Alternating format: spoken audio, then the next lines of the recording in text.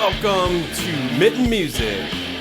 Season 4, Raw, Live, and Authentic. Episode 24, with Jeeto, singer-songwriter out of West Michigan, and Michael Byrd from 37th Music Market and author of Fix It in the Mix. Welp, Jeeto. There he is. What's up, dude? I don't know. Probably this guy. Ryan and I have stumbled upon. I stumbled upon Jeeto yesterday at the conference, and and obviously you just started chatting with him. Yeah. And you've got a lot of things in store for us in the future. I think. Yeah. I think you learned a lot at this conference, though, right? I have lots of pages of just notes and things to grow in. Yeah. And I know you're about going one direction. Are you local to Grand Rapids, Jeeto? I am. Yep. Okay, I West Michigan. Perfect. Oh, yeah. I love it. You always got to ask though, because sometimes Absolutely. the conversation adjusts. If it's like, well, I'm actually from outside Detroit. It's like, oh, okay, so you're gonna know these venues over here and not some. Anyways, I just wanted to clarify. That was all. Yeah. So I mean, honestly, right now there's no music out under Jeeto. Yes. Correct. Correct. But there will be in the future. The only thing that's up right now is a cappella song that I did. Oh, okay. That is on SoundCloud. So, lay back and sway. All right. It's just completely Word. acapella. So I am recording right now because I am kind of rebranding and putting myself out and going in a different direction. Based on what you said yesterday, you've got boxes full of songs. Yes. Ooh. Yes. Definitely, I've been writing since I was a kid, and a lot of like the trauma and suffering that I went through as a kid has always translated to just making these songs, and that's always been my escape. And so I finally came to a point in my life where I'm like, I'm so sick of these boxes just sitting here, and I just want to share it with the world, and I'm sick of overthinking it, and so I'm just going to shoot for it. That's right. If people like it, great. If they don't listen. There's plenty of other people to listen to. That's right. I mean, Ryan, right? We talked about the podcast for a while, and we're like, let's just get it done. And we just press record and get it going. And I think that's one of my biggest hurdles too. It's like for me, it's almost like in the vision of my head, if it's not as 100% accurate as the vision in my head, I'll just procrastinate and not get it done and not go forward. You just got to no, don't think that way, dude. Just get it out. Just try to do something. Get it out there. Let people hear it. Yeah, Let them decide. And I think too that is. So I recently had lunch with my girlfriend's friend. And he builds apps, right? Okay. And he gave me such a nugget of truth that I was like, this is so good. So when they build an app, what they want to do is they want to get feedback as quick as possible. So they want to create it quickly, throw it out there, get feedback to see, okay, how's it going to fail? So it's all about failing, improving, failing, improving. And so it's all about failure is how we improve, right? But it's the analysis of the failure that is the only way we can grow. And so when he said that, I was like, dang, like I'm not taking my shot because I'm afraid of failure. Yeah. So if I just push myself to just throw it out there, get feedback, throw it out, get feedback. Who knows? People might be like, that's horrible. You should just keep that in your box, you know? Right. Or they might be like, that just radically changed my life. But either way, I'm not going to know if I don't put it out. Yeah. So that's where I'm at. Exactly. Yeah. There's a saying in the IT world, kind of along those lines, fail fast. Yep. And fail fast. And then, it's exactly what he's talking about. You know, you fail, you get the feedback quickly, and you can keep improving. So, fail fast. Yeah, that's a good one. I like that. Yeah. And the only way you do that is putting something out there. Yeah. So, yeah. So what is, and we talked about this a little bit yesterday, but what is your style of music? What is it that you're going to be putting out, at least in the initial stages, and what's that look like? Yeah, so I have done everything from like a little bit of producing like electronic music to like mixing, like DJing. I've done jazz, blues, reggae, R&B, soul, rap, you name it. And I think the thing that I'm most drawn to my entire life is just the acoustic guitar. I want that sound that's raw and authentic because as a singer and songwriter, I have a message. And I want people to grasp that message and not be distracted by anything extra. And so that's kind of what I want to create. As far as genre, it's going to I'm leaning more towards I call it feel good music, which is very broad. But it It quickly really, gets the point across, though. I think. yeah. I mean, you could say like beach vibes, but not like corny beach vibes. You know what I mean? Like you've heard obviously Jason Mraz, "I'm yours," like stuff like that. That's like positive. There's a good message to it. But at the same time, we can also hit those points of like, I know what pain feels like. I've been there. So it's very eclectic. But to be specific, I want people to be able to go into a space, whether it's a brewery or out at the beach or out at the park, and be able to enjoy music that is going to uplift them in a heavy, heavy season. And that's what I want. So, Awesome. Interesting. yeah. Love I love that. I like that explanation. That was great. Yeah, that's cool. It's almost like you put some thought into it. No. Good job. What I thought was interesting is you talked about a lot of the writing came from some of the trauma and things that you went through in a younger age. I was actually thinking you were going to have the opposite type of music, like not downer music, but the like we talked to Kylie Phillips, sad pop rock. Or, yeah. But instead, you're doing the opposite. You're taking, sounds like, the trauma or those negative impacts and turning it on its head and saying, here's something positive. Yeah. I actually just put this on Instagram this morning. I have a song called Steady Breathing, and it's like, I'm steady breathing, I just keep believing that everything will be alright. And so it's like, it's about the pain, but it's not staying in the pain. It's the hope of there's so much more beyond the pain. And so I want to be able to reach people who are suffering and say, hey, I know this hurts. I know this is hard. And it's even hard for me. I struggle with my mental health. But you know what? I'm still pushing through. I got PTSD, and I've learned resilience, because at the end of the day, we have to keep looking for that hope, or we're just going to live in that suffering. So the music I want is like, let's get higher. Yeah. Let's get higher than our suffering, and go forward and grow. That's awesome. That's good stuff. A lot of people need that. So Yeah. Yeah, we'll see how it goes. Rock and roll. But for sure. So you've got a ways to go till you get something out. Obviously, probably can't find you anywhere at this point, but would everything kind of be Jeeto? And how do you spell that? yep, it's Jeeto, like Cheeto but with a J. Yo.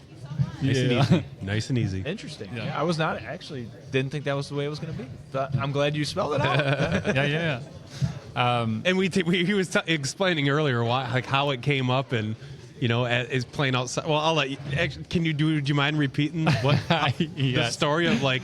I've had many times. I love busking. Busking is more intriguing to me than being on a stage. Yeah. Because it's just authentic. When Yeah. people show up and they're like, "Wow," It is like cool. they're there because they just happen to pass by, so it's authentic. Not that going to shows isn't, but anyways, so I'm playing and people are like, "Hey, what is your name?" I'm playing at night, like downtown by the intersection, and people are like, on their substances or whatever, and they're passing by like, "Hey man, what's your handle?" And I'm like, "Jason," and I just like start to spell out my last name or whatever, and they're like, "Wait, what?" Like, so it's just so much easier to just be like Jeeto. So I do it fun too, so that way it's just simple. Jeeto. Yeah. It's sometimes easier if you just spell it out for them. Yeah, absolutely. Good stuff. Cool. Thank you, Jeeto. But yeah, that I'm assuming that's where we eventually will be able to find your stuff. Is Yep. Right now, I mean, anybody can hop on my Insta and my Facebook. I just started a YouTube channel. Nothing is up there. yeah, that's okay. But get ahead of the game, folks. Get ahead of the game. I'm just working on being better at my social media because I've always disliked it. Like, just let me make music. Leave me alone. It's like the necessary evil, right? Yeah. That's exactly correct. So, Jeeto Music. Sweet. Thank you, sir. Absolutely. Thank you. What's your full name? So Michael author. Byrd, Byrd. Okay. Yep. All right. But my company is called 37th Music Market. Okay. That's what I do. And it's pretty much anything that got to do with music, man. I'm part of it. I try to be part of it, but this here, the book is my way back into it. You know, Yeah. coming off the bench. Yeah. Cool. You were just telling us a little bit about you're putting together a book and about ready to push it out. That's right. Yeah. So give us a little background on it. So what? All right. What? I guess how can I put it? I can write a book basically because I've experienced this from running a studio for over 9 years, my own studio, my own recording studio. So, and I've seen a lot of the obstacles that up and coming artists dealt with as far as understanding how to get paid. So when I got finished doing all that, I'm like, well, maybe I could take all this information I got and just kind of compress it into a small little reference book for people to just kind of thumb through and get an idea of what they need to do in order to get the business side of your music going in the right direction, so you're not just uploading your music to websites and not really doing the footwork and doing the actual work that's going to get you some money and get you Dotting the I's, crossing the T's kind of thing. Do the work, man. Just do the work. Yeah. Here it is right here, man, in black and white, ABC 1, 2, 3, as simple as I can make it. Yeah. I was working on it for, I don't know, man, like 3 years, and it's only, 50 pages maybe. So yeah, it's a small little book, but it's called Fix It in the Mix, and it also has some, some advice of how to stay sane. Yeah, fair. Because it's hard to do in the business. Can any musician? It be any musician, or is it targeted towards certain? No, this is anybody. Anybody can pick it up because I work with musicians of all sorts. Okay. Running a recording studio, we were 24 hours, so I mean it's just people all the time, man. And anybody can do it. It's all the same. It's basically data entry, but Yeah, you just plug in your details into the equation and just like do the work, man. So I feel in order to grow this, events like this, in order to grow them, people have to understand that. It's vital. It's important to me. I feel like it, because for sure. It's sad when you work with hundreds of artists and then when you go to do the information, you can't find them. Yeah, when you go to do the work and make and split, to do the splits, and it's like, well, you're not in the system, so don't get mad at me. Right, when exactly. when you're not getting anything. Granted, it's it's a game of pennies, but they add up when you do it the right way. Right. So right. I just want people to understand that because it can't really grow without that. When me. when an artist might not do it the right way, is it more of an ignorance thing, or is it a cutting corners kind of thing, or maybe it's a mixture, or maybe there's something else? Like when you see people not going about it the right way, or wasting their time, or their money, or their effort, or whatever, and you're like, man, if you just read my thing, you could be on the right track. Why would they be not doing it? I feel it's more of an ignorance thing because they don't have the experience or whatever. No, that's it. And you have nobody is you're teaching them. You're sharing your experience with anybody who's willing to. Right. Okay. And to touch bases on what one of the speakers was saying yesterday, he it's a home advantage, it's home team, right? It's a home team advantage. They have the big record companies in their neighborhood or in their city, so they have the access. They're going to go to them first, right? Right. It's hard to get you, especially now. You don't even know how to do the business, so they getting that game for free pretty much because it's in their neighborhood, it's in their backyard. Yeah, I would love to have RCA, 2 blocks from me, or in my city, and I can just go out there and just stand around and see what can happen. But it's not like that. So you have to have that in order to grow the music scene, I feel. Are you still doing the recording studio, or did you stop that? Nah, okay. man. Okay. I just wanted to get the book off, because I've been saying I'm going to do it and I haven't. But, the recording side of things, maybe, like how they say, if you hit the lottery for $1 million, what would you do first? That would be what I would do first. Build a studio, a nice one that, respectable artists can come to and, have a good time and make some good music. But right now, I just want to finish the book and, do that. But I still make beats and I do drum kits and stuff like that. But I really want to teach people how to get your money right, man. Yeah.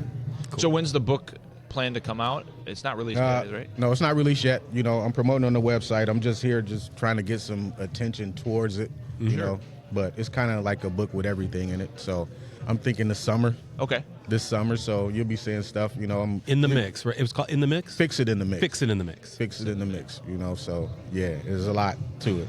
You know, there's an NFT in there. Every chapter has there's a lot of NFTs. Every chapter has an NFT that I add to it. It's also an audio book. There's theme music in it. So, you know, if you're just listening to it, you know, there are physical copies, but it's more of an audio book that you can do. Okay. You know, Cool. 30, 45 minutes on your way to work or whatever. Yeah. Boom, you're done. And it's a reference book. You can always go back and listen to it again. So I'm ignorant here. NFT. What's NFT? NFT, non-fungible token. This little guy here, On the like blockchain. digital art. Gotcha. You know? Okay. Gotcha. There's also some stuff in there about the blockchain, how it works. You know, just kind of basic stuff. Legit. It's not like That's the awesome. deep stuff, but it's just like, Oh, hey, yeah, man, right. you know, if this person is doing this and this person is doing that, what do you know about the book that they're writing all this down in? You know what I'm saying? Well, I Right. don't see that book. Well, the blockchain lets you see, you know, the book. You keep books, right? Oh, okay. See? I love it. That's great. That's You know, so Very that's cool. what it is, man. And awesome. I think this is great, man. I didn't know this was here last year, but you know, I really think we can grow this. If we're really serious, for sure. we can grow it. Well, Yeah. just like you You know? didn't know this was here last year. Like I didn't. Next year, like someone that comes isn't going to realize it was this year, and it's but- just going to keep. right. Growing. It's going to Yep. keep going. Cool, man. Yeah. And I was right up the street here, man. Sweet. At a store, and they got this thing. I don't know if you guys familiar with the Push the City Cipher with Lady Ace and Ruben Martinez. You know, they brought the artists here last night. Well, they and were here. Yeah. They were here Yeah. last night. So yeah. they have this thing called Push the City Cipher, and there was a guy who was in the cipher, you know, a couple of weeks ago who was at the store here, had no idea this was going on, and he was actually a part of their, you know, Push the City Cipher, and Oh, they're wow. here, you know, doing their work. And I'm like, you didn't know?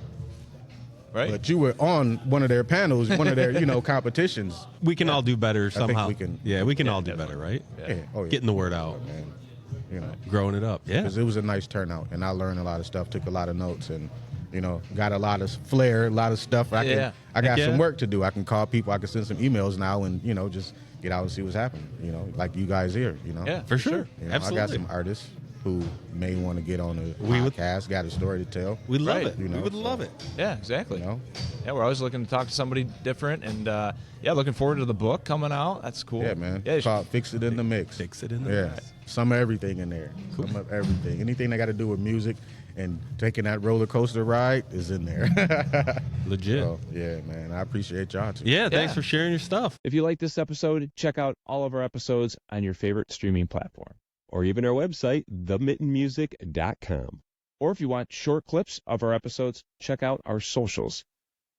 We got Facebook, We have Instagram we got TikTok. and YouTube. We're all over the social media game. Make sure to check out some live Michigan music or listening on your favorite streaming platform.